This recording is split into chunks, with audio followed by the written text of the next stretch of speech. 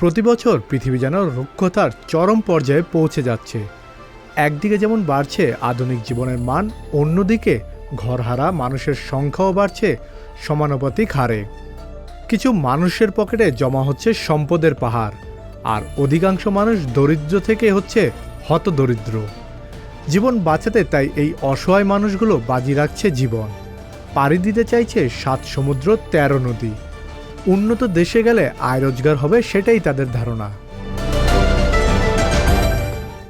তাই দিন যত যাচ্ছে সারা বিশ্বে অভিবাসন প্রত্যাশীদের সংখ্যা বেড়েই চলেছে।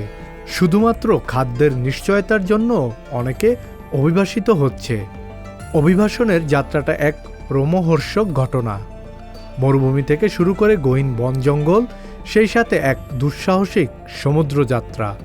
পদে পদে মৃত্যুর ভয়াল থাবা গ্রাস করতে থাকে ঘরছাড়া মানুষদের। এবছরে ভূমধ্যসাগর পাড়ি দিয়ে ইউরোপে যাওয়ার সময় 2500-এর বেশি মানুষ নিহত ও নিখোঁজ হয়েছে। এর মধ্যে ইউরোপের বিভিন্ন দেশে পৌঁছাতে সক্ষম হয়েছেন 1,86,000 মানুষ। জাতিসংঘের শরণার্থী সংস্থা UNHCR এই তথ্য জানিয়েছে, যেখানে গত বছরে নিহত ও নিখোঁজ অভিবাসন প্রত্যাশীদের সংখ্যা ছিল 1680 জন। অভিবাসন প্রত্যাশীদের গন্তব্য থাকে ইউরোপের দক্ষিণাঞ্চলীয় ইতালি, স্পেন, সাইপ্রাস ও মাল্টা। তবে সব থেকে বেশি অভিবাসন প্রত্যাশীদের গন্তব্য এখন ইতালি। চলতি বছরের জানুয়ারি থেকে শুরু করে 24 সেপ্টেম্বর পর্যন্ত প্রায় 1,30,000-এর বেশি মানুষ ইতালিতে পৌঁছেছেন। শরণার্থীদের একটি বড় অংশ তিউনিসিয়া ও লিবিয়া থেকে আসে। তিউনিসিয়া থেকে 1,02,000 ও লিবিয়া থেকে আসা প্রায় 45,000 শরণার্থী ও অভিবাসন প্রত্যাশী মানুষ ভূমধ্যসাগর পাড়ি দেওয়ার চেষ্টা করেছিল।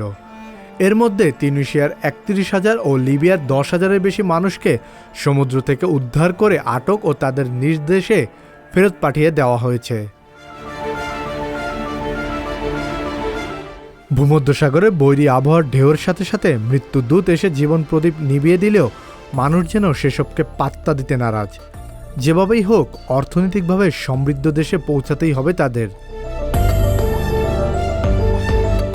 নিশ্চিত মৃত্যু জেনেও যাত্রা শুরু করা এইসব মানুষের সংখ্যা কমেনি, বরং ভূমধ্যসাগরের কেন্দ্রীয় রুট যা সবচেয়ে বেশি বিপজ্জনক, সেই রুটেই অভিবাসন প্রত্যাশী ও শরণার্থীদের প্রবেশ বেড়েছে 300%-এরও বেশি।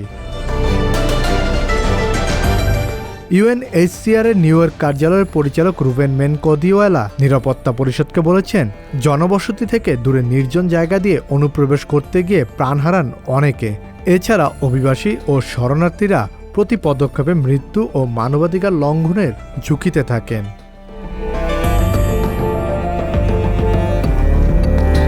কাজী পাপ্পু, সংবাদ প্রকাশ।